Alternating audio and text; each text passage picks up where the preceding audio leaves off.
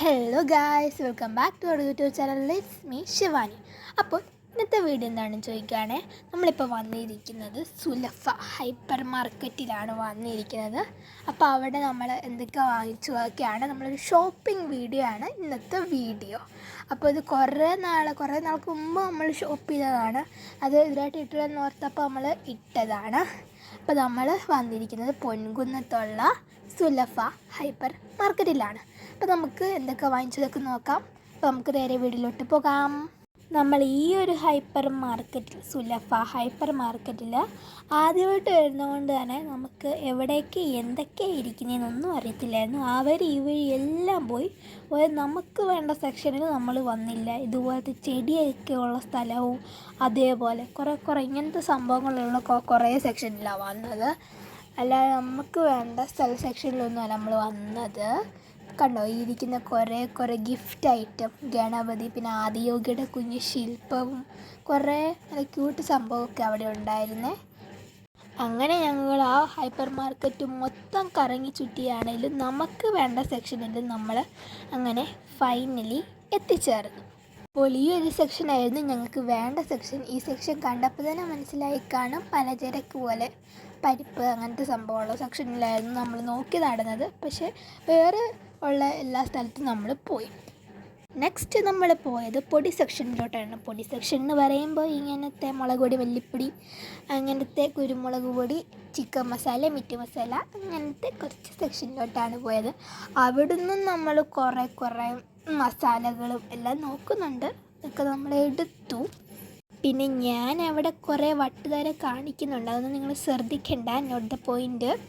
അങ്ങനെ നമ്മൾ ആ ഒരു ഈ പൊടികളുടെ സെക്ഷനിൽ നിന്നും മാറി നമ്മൾ അടുത്ത് ചെന്ന ഒരു സ്ഥലമാണ് ഈ ഒരു പുട്ടുപൊടി, അരിപ്പൊടി, അങ്ങനത്തെ ഒരു സ്ഥലത്താണ് നമ്മൾ ഇപ്പോൾ വന്നിരിക്കുന്നത്.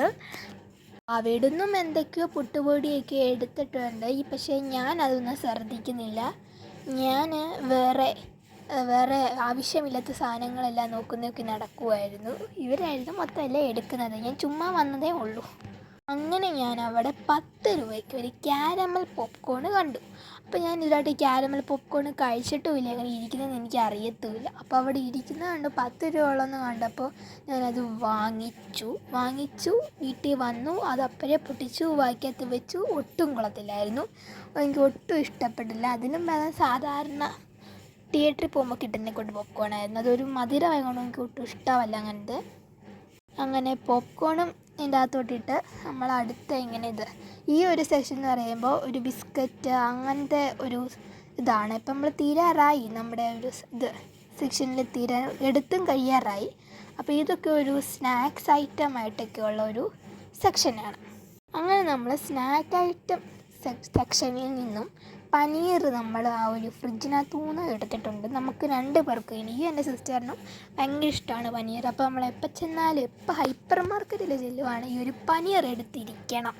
അതുകൊണ്ട് നമ്മൾ അവിടുന്ന് ഒരു മിൽക്കി മിസ്റ്റിൻ്റെ ഒരു നല്ല ഒരു പനീർ വാങ്ങിച്ചു. അങ്ങനെ നമ്മൾ സാധനമൊക്കെ എടുത്ത് അത്യാവശ്യം കഴിയാറായി.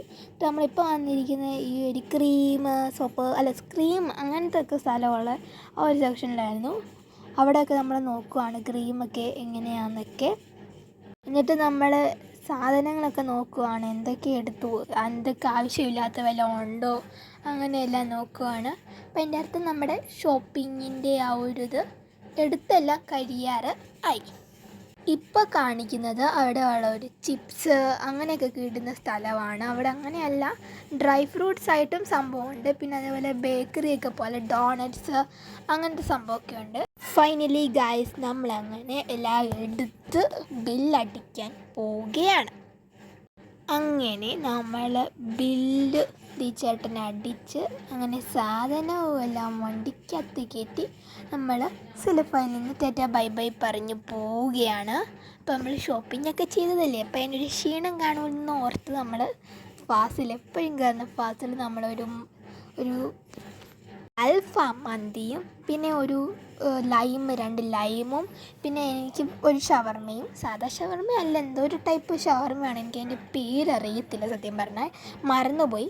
അപ്പം ഇന്നത്തെ വീഡിയോ എല്ലാവർക്കും ഇഷ്ടപ്പെടുവാണെങ്കിൽ നിങ്ങൾ ലൈക്ക് ചെയ്യുക, ഷെയർ ചെയ്യുക, കമൻറ്റ് ചെയ്യുക. പിന്നെ ഈ ഒരു യൂട്യൂബ് ചാനൽ ആദ്യമായിട്ട് കാണുന്നവരാണെങ്കിൽ സബ്സ്ക്രൈബ് ചെയ്ത് സപ്പോർട്ട് ചെയ്യുക. Thanks for watching.